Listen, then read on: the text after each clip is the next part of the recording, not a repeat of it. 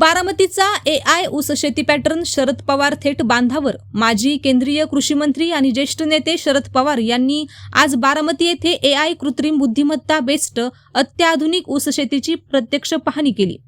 पारंपरिक शेतीला आधुनिकतेची जोड देत शेतकऱ्यांचे उत्पन्न वाढवण्यासाठी बारामतीत सुरू असलेल्या या प्रयोगाचे त्यांनी कौतुक केले. या अत्याधुनिक तंत्रज्ञानाचा वापर करून बारामतीमधील शेतकऱ्यांनी ऊसाचे प्रति एकरी तब्बल 100 टन विक्रमी उत्पन्न मिळवून दाखवले आहे.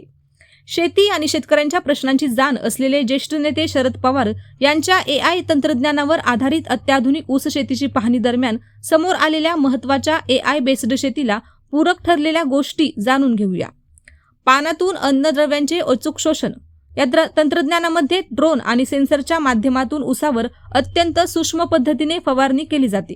याद्वारे फवारणी करताना ऊसाच्या पानातून अन्नद्रव्ये थेट आणि प्रभावीपणे आत शोषली जातात. यामुळे पिकाला आवश्यक असणारी पोषणद्रव्ये योग्य प्रमाणात मिळतात आणि पिकाची सुदृढ वाढ होते. पाणी आणि खत व्यवस्थापनाची योग्य वेळ. AI तंत्रज्ञानाचा सर्वात मोठा फायदा म्हणजे जमिनीतील आर्द्रता आणि पोषक घटकांचे अचूक मोजमाप करता येते. अचूक वेळ डेल्टा टी. पिकाला पाणी देण्याची किंवा फवारणीची नेमकी आणि योग्य वेळ डेल्टा टी हे तंत्रज्ञान अचूकपणे सांगते.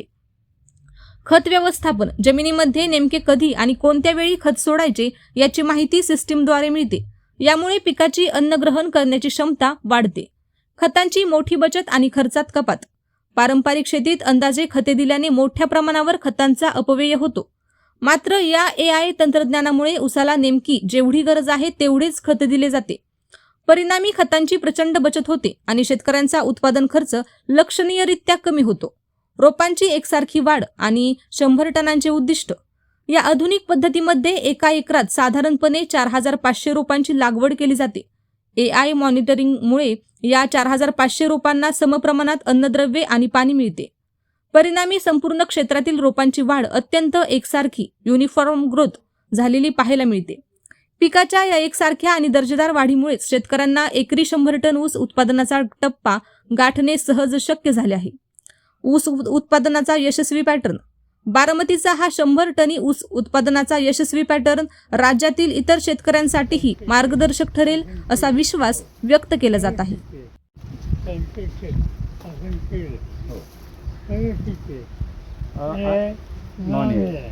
पूर्वीची जी पद्धत होती शेतकऱ्यांची आणि AI मध्ये आपल्याला फरक असा जाणवतो. वाढीमध्ये, पानांच्या जाडीमध्ये, क्लोरोफिल हरितद्रव्यामध्ये, कांडीमध्ये, जाडीमध्ये